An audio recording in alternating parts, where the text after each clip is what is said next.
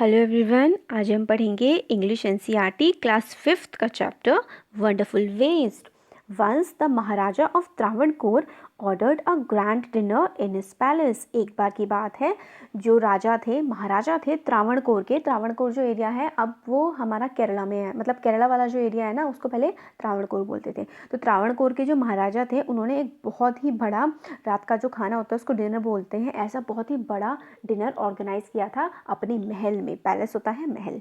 In the afternoon, before the dinner, the Maharaja entered the kitchen to survey the dishes that had been prepared for the feast. Feast का मतलब होता है काफ़ी बड़ी दावत। तो जो महाराजा थे वो दोपहर के टाइम आए ये देखने के लिए कि किचन में क्या क्या खाना पक रहा है जो उनके रात में उनको सर्व किया जाएगा, उनके मेहमानों को और उनको। तो फिर आगे बोलते हैं, What are you going to do with those vegetable scraps? He asked the cook, pointing to the basket of scraps near the cook. तो जब महाराजा वहाँ पर होते हैं वो किचन में, तो किचन में जो कुक मतलब जो खाना बनाने वाला होता है उससे कहते हैं ये जो कटी हुई बची हुई सब्जियाँ हैं इनका तुम क्या करोगे। जो ये तुमने पूरे के पूरे बची हुई सब्जियों से, इनके छिलकों से, और बची हुई सब्जियाँ होती हैं स्क्रैप, स्क्रैप मतलब होता है बचा हुआ सामान। तो बची हुई सब्जियां हैं जो पूरी बास्केट भरी हुई है, इसका तुम क्या करोगे। The cook replied, they are waste, we will throw them away. तो कुक कहते हैं कि ये तो वेस्ट है, हम इनको पूरा का पूरा फेंक देंगे। You can not waste all these bits and pieces of vegetables, find a way to use them. तो महाराजा कहते हैं कि तुम इतनी सारी चीज़ों को कैसे वेस्ट कर सकते हो, ख़राब कैसे कर सकते हो, कोई तरकीब लगाओ जिससे कि इनको यूज़ किया जा सके। महाराजा commanded sternly and walked away. उन्होंने काफ़ी तेज से बात बोली और वहाँ से चले गए।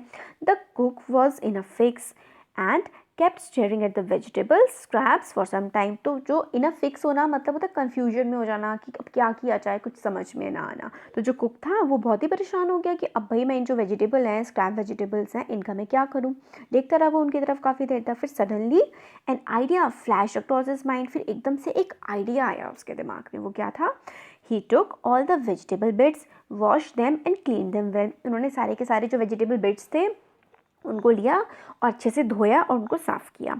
Then he cut them into long strips. फिर उसने क्या किया, लंबी लंबी, उसको स्ट्रिप का मतलब होता है कोई भी लंबी सी चीज़, तो लंबी लंबी स्ट्रिप्स में उनको काट लिया वेजिटेबल्स को।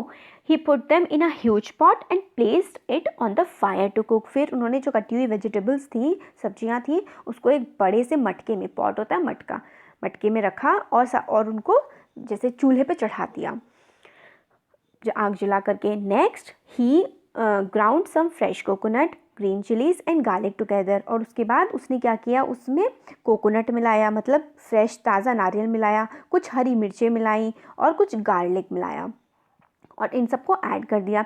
ही added this paste and some salt to the cooking vegetables. तो उसने इसके अलावा, गार्लिक होता है लहसुन, हाँ, और उसने इसके अलावा सारा का सारा जो पेस्ट था वो भी उस खाने में मिला दिया जो वो बना रहा था, जो बचे हुए वेजिटेबल्स थे, और उसमें कुछ नमक मिला दिया।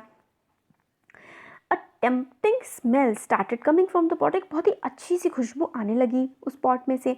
How he whipped some curd and added it to the curry. फिर उसने क्या किया, ये जो मिक्सचर था उसमें थोड़ी सी दही भी डाल दी, कर्ड होती है दही।